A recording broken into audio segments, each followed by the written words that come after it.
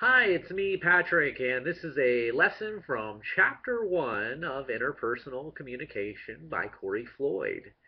Now, what we're going to talk about is the three models of communication that Floyd talks about in the textbook. These three models are the action model, the interaction model, and the transaction model. To help me out, I have a couple of friends here. This is Bunny.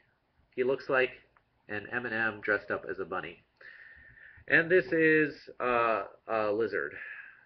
Hi, I'm Lizard. Okay, so how they're going to help me out is by showing these three models of communication. The first model is called the action model. In the action model, we have a communicator who's going to send a message. And the message is going to go out, and it's not going to go anywhere. That's because in the action model, which is a very old model, a message is sent, but there's no feedback, there's no response, there's nothing back, which, let's be honest, is not common when we're doing interpersonal communication. And in fact, I can't think of hardly any situation where I have interpersonal communication in the action model, where I send a message and I get nothing back. Even a non-response is a kind of feedback.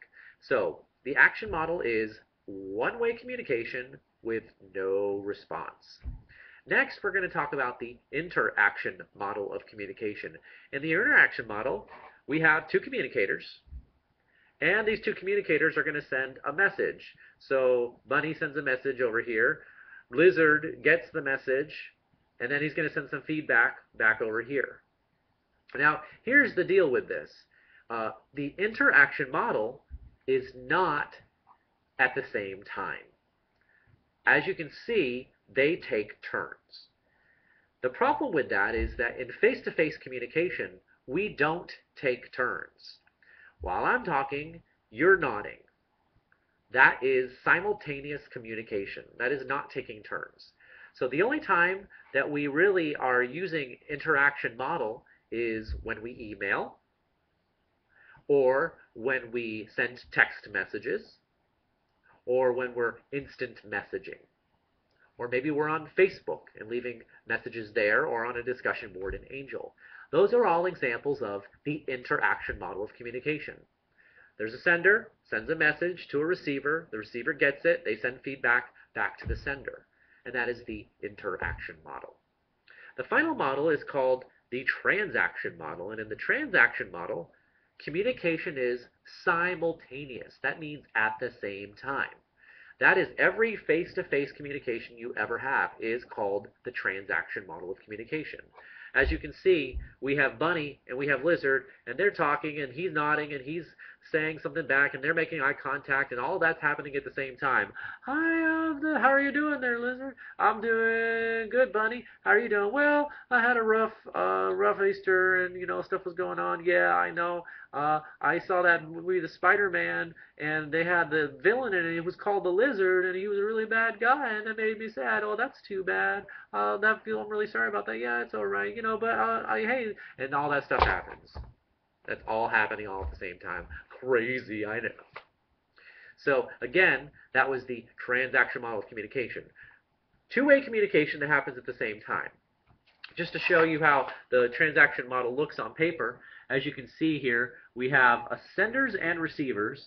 They send messages and feedback, and this all happens on channel. The channel is how it's being sent. A spoken voice, eye contact, nonverbals. Other channels might include email or texting.